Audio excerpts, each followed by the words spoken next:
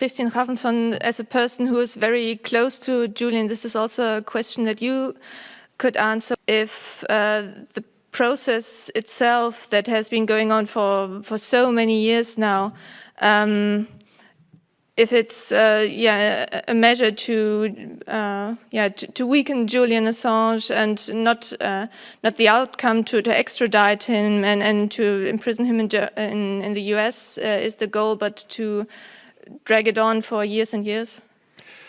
That's a very good question, because that's what I've been highlighting in my public statements lately, because and I call it a punishment by process. And incidentally, we got a leak years ago from a private security contractor that outlined the tactical movement against Julian. It was not the legal approach to actually get punishment in the courtroom with a judgment, but the punishment through process, to drag Julian from courtroom to courtroom for 20 years and let him stay in a prison cell throughout the entire process. I think what we have been witnessing in London in the courtrooms there is basically showing without any doubt that this is the process that is being used, and it's becoming more and more and more transparent, that this is the method to try to break him and try to break the organization, just to drag the case on. And the more outcome we get on the stages in the court process, the more absurd they become. And the last one we got just a week ago was of such absurd nature that it takes just a lay person to see that basing a decision on so-called assurances of good treatment in the United States is absolutely no basis at all in the book of law.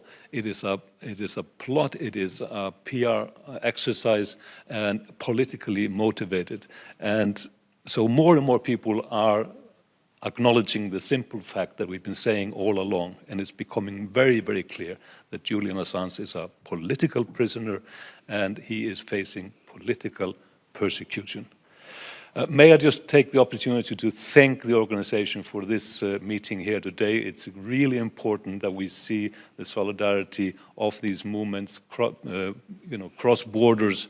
It is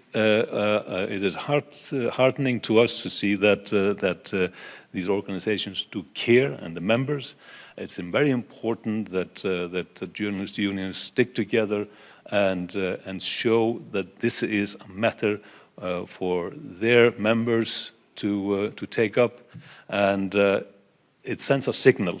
It sends a signal, of course, to the political establishment, which now has to be pressured.